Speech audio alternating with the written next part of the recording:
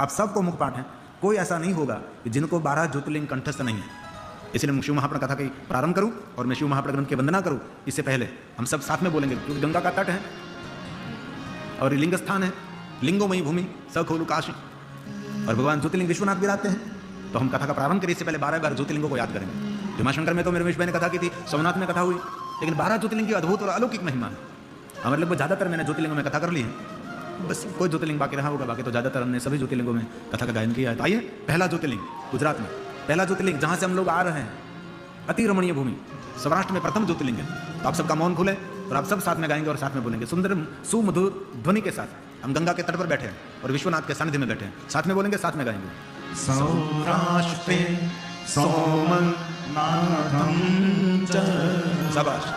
श्रीशैले मल्लिकार्जुनम् उज्जयिन्यां महाकालम् ओंकारं ममलेश्वरं परल्यां वैद्यनाथं च डाकिन्यां भीमं शङ्करं सेतुबन्धेतु रामेशं नागेशं दारुकावने वाराणस्यां तु विश्वेशं त्र्यम्बकं गौतमीतटे हिमालये तु केदारं भूषणेशं च शिवालये एतानि ज्योतिर्लिङ्गानि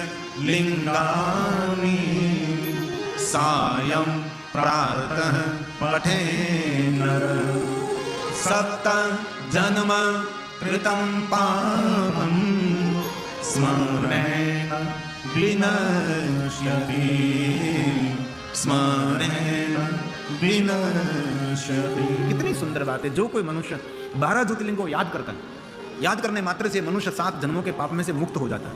कितना सुंदर महात्म्य है। तो जो ज्योतिर्लिंगों का दर्शन करता होगा उनका कितना महात्म्य होगा, ज्योतिर्लिंगों में जो निवास करते हैं उनका कितना महात्म्य रहा होगा।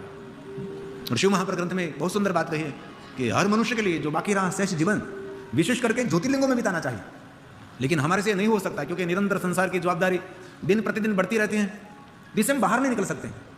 इसलिए भगवान व्यास ने कहा कि बाकी रहा शेष जीवन विशेष ज्योतिर्लिंगों में आप न बिता सके तो कम से कम रुद्र रात्रि 11 रात्रि या ज्योतिर्लिंगों में निवास करें। ये भी न हो सके तो नवरात्रि यहाँ ज्योतिर्लिंगों में निवास करें। और हम सब भाग्यवान है कि हम सब नवरात्रि यहाँ रहने वाले हैं। और बहुत सारे परिवार तो एक दिन पहले आ गए, उमेश भाई तो बार बार आए और इस कथा आयोजन के लिए बहुत पहले आ गए, उनके लिए तो बहुत सारी रात्रि यहाँ निवास हो जाएगा, क्योंकि ज्योतिर्लिंगों में रात्रि निवास के बहुत सारा महात्म्य है। इसलिए ज़्यादातर लोग कल आए, तो बहुत सारी भाई बहनों के लिए नवरात्रि तो हो जाएगी। लेकिन नवरात्रि न हो सके तो कम से कम सप्तरात्रम ज्योतिर्लिंगों में निवास करें। सप्तरात्रम, पंचरात्रम, त्रिरात्रम। और हम लोग तो नवरात्रि तो यहाँ निवास करेंगे, लेकिन महाशिवरात्रि भी यहाँ निवास करेंगे। तो हमारी महाशिवरात्रि यहाँ काशी में मनाएंगे। विशेष करके गंगा के तट पर बैठकर पार्थेश्वर महादेव का पूजन करें। कुछ न हो सके तो गंगा के तीर पर बैठकर हाथ में रुद्राक्ष की माला लेकर महाशिवरात्रि के दिन पूरे दिन पंचाक्षर मंत्र का जाप करें। और इस कथा में मैं महाशिवरात्रि